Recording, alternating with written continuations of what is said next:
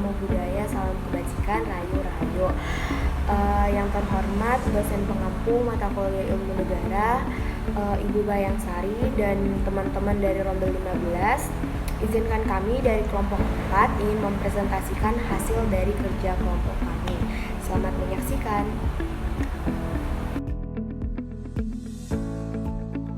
Negara Singapura adalah republik parlementer dengan sistem pemerintahan parlementer unicameral Westminster.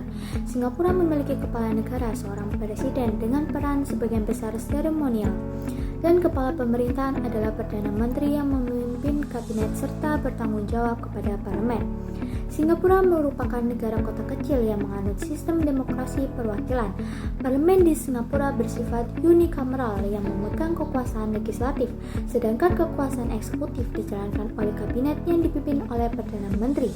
Kekuasaan yudikatif dipegang oleh Mahkamah Agung dan pengadilan di bawahnya yang menjalankan fungsi peradilan.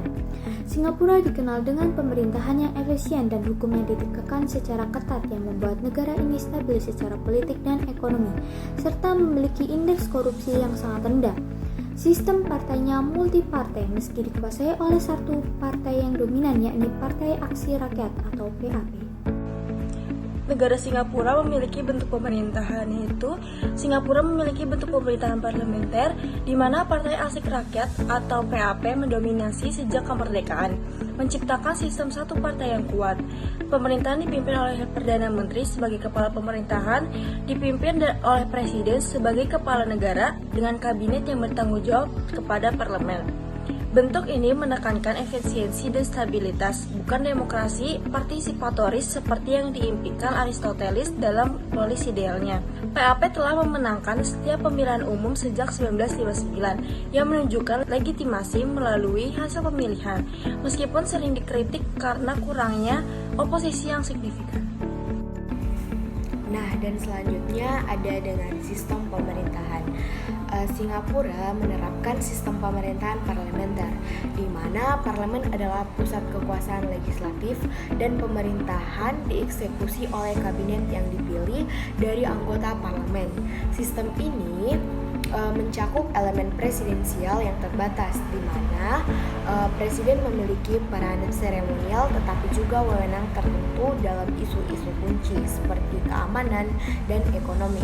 Secara keseluruhan, sistem ini terpusat dan birokratis, selaras dengan pandangan Weber tentang rasionalitas modern, di mana efisiensi pemerintahan lebih diutamakan daripada ideologi kelas Marx atau harmoni etis Aristoteles. Singapura dikenal dengan kebijakan meritokrasi yang ketat, di mana pemimpin dipilih berdasarkan kemampuan. Pembagian kekuasaan eksekutif dipimpin oleh Perdana Menteri dan kabinet yang bertanggung jawab atas pelaksanaan kebijakan harian. Presiden yang dipilih secara langsung sejak 1991 memiliki peran eksekutif terbatas, seperti menyetujui anggaran dan pengangkatan hakim. Ini menciptakan pembagian yang seimbang tetapi dominan oleh eksekutif. Pembagian kekuasaan legislatif. Parlemen Singapura adalah badan legislatif utama dengan 93-104 anggota yang sebagian besar dipilih secara langsung. Parlemen membuat undang-undang dan kabinet harus mendapatkan dukungan mayoritas untuk bertahan. Kemudian ada yudikatif, yang dikategorikan independen dan didasari pada sistem hukum umum Inggris, dengan Mahkamah Agung sebagai puncak hakim yang diangkat oleh Presiden atas rekomendasi Perdana Menteri, serta memastikan netralisasi. Akan tetapi, pemerintah memiliki pengaruh melalui proses pengangkatan pembagian kekuasaan ini, karena mengikuti prinsip check and balance ala sistem modern, dengan sentralisasi yang kuat yang lebih dekat dengan model Weber atau monopoli kekerasan sah, daripada fisik konflik Marx atau harmoni Aristoteles. Selanjutnya ada sistem pemerintahan. Singapura menggunakan sistem pemilihan umum langsung dengan perwakilan daerah yang mencakup Single Member Constitutions (SMC) dan Group Representations Constitutions (GRC) untuk memastikan representasi multiras. Pemilihan dilakukan setiap 5 tahun dengan pemungutan suara wajib bagi warga yang memenuhi syarat.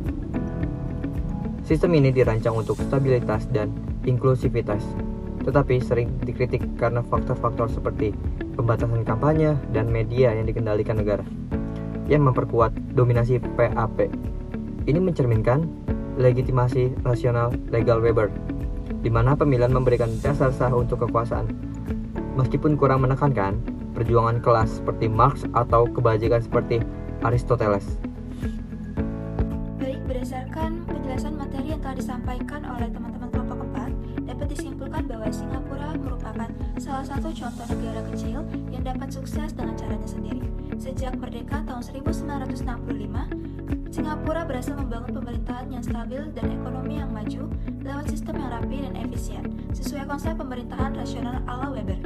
Kuncinya terdapat pada kepemimpinan yang solid Partai Aksi Rakyat, kekuasaan yang terpusat, dan sistem pemilihan yang teratur. Namun, memiliki konsekuensi yaitu kebebasan berpendapat dan ruang politik menjadi lebih terbatas dibanding negara demokratis lainnya. Singapura membuktikan bahwa setiap negara memiliki jalan suksesnya sendiri. Singapura memiliki stabilitas dan kemajuan ekonomi yang menjadikan Singapura menjadi salah satu negara terkaya dunia, meski harus menukar sebagian kebebasan politik sebagai karakteristik khasnya.